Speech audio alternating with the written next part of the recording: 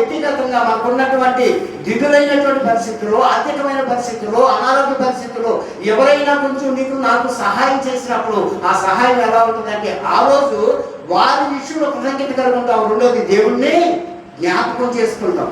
అలా నిన్ను నన్ను జ్ఞాపకం చేసుకోవాలంటే ఏదైనా సందర్భం నీ దగ్గరికి నా దగ్గరికి వచ్చినప్పుడు చేయి చాచేవారుగా ఉన్నామా, సహాయం చేసేవారుగా ఉన్నామా, లేకపోతే నా జీవితమే అనేటువంటి భావంలో ఉన్నామా?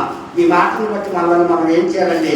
తప్పకుండా పరిశీలన చేసుకోవాలి. ఆ స్వీటీ ఆ మామకి రెండు రొట్టెలు ఇచ్చేసింది. ఆ మామ ఆకలి తీరిపోయింది, లోపలికి వెళ్ళిపోయింది.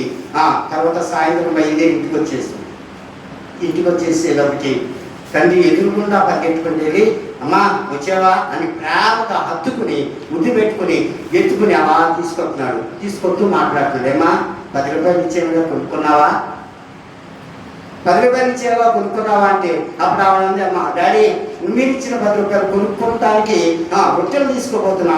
ఈలోపు సోమవారం రోజున మా సండే స్కూల్ టీచర్ గారు చెప్పినటువంటి మాట ప్రకారం ఒక వృద్ధాప్యంలో ఉన్నటువంటి ముసలమ్మ అమ్మ బాగా ఆకలిగా ఉందమ్మా ఏమన్నా సాయం చేయమన్నప్పుడు అప్పుడు వెంటనే ఆ మామను చూసి నాకు జాలి కలిగింది. డాడీ మీరు ఇచ్చిన 10 రూపాయలతో కొన్న రొట్టెలను ఆ మామకే ఇచ్చేసి నేనేం చేశానంటే సహాయం చేశాను.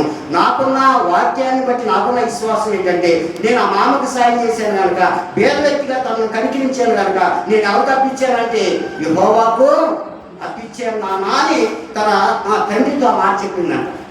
ఆ మాట విన్నటువంటి తండ్రి ఎంతో పొంగిపోయి అమ్మా నా కుమారి అంత అలా చేసావమ్మా, నిన్ను కొనుక్కోమని ఇచ్చినటువంటి 10 రూపాయలని పేదరాలైనటువంటి ఆ మామకే సహాయం చేసేవాని జేబుల నుండి ఆలోచించుకోకుండా 100 రూపాయలు కాగితం చేసి తన జేబులో పెట్టి అమ్మా ఈ 100 రూపాయలని చక్కగా సంతోషంగా ఖర్చు పెట్టుకో అంటే దేవుడిని వాక్యాన్ని ఎంత పెట్టుబడి పెట్టిద్దామా? 10 రూపాయలు పెట్టి అప్పుడు మరలా రిటర్న్ సాయంత్రం ఎంత వచ్చింది? 100 వచ్చింది. సమీరు, సతీష్, స్వీటీ ఆలోచించండి. పాకెట్ మారిగా మీ మమ్మీ మీ డాడీ వాళ్ళు ఇస్తారు మీ డబ్బులు అన్నీ మీ కాదు. ఆదివారం సండే స్కూల్కి వచ్చినప్పుడు తప్పుకోకుండా దేవుని సన్నిధిలో నువ్వు వేయవలసిన కానుక చేయాలి. రెండోది నువ్వు కొనుక్కోవడానికి వెళ్ళినప్పుడు ఎవరైనా రెండు వారు వస్తే తప్పకుండా మీరు సహాయం చేయాలి. ఎందుకంటే చిన్నప్పటి నుండే మీకు ఏముండాలంటే దయ అనేటువంటి మనసు మీకున్నప్పుడు తప్పుకోకుండా ఈ మాటలు దేవుని నాయ కాదు, దేవుడు ఇచ్చినటువంటి మాటలను నెరవేర్చేవారు. తప్పుకోకుండా నువ్వు దయచూపుతుంది దాన్ని బట్టి 100 రూపాయలు ఆ పిల్లలకు వచ్చినట్లుగా తప్పుకోకుండా ఏదో పరిస్థితుల్లో తప్పుకోకుండా దేవుడు మనకు సహాయం చేస్తాడు. అందుకని ఎన్నడూ ఏం చేయకూడదంటాను? దయను సత్యమును ఎన్నడూను ఏం చేయకూడదంట? విడిచిపోనీయడు.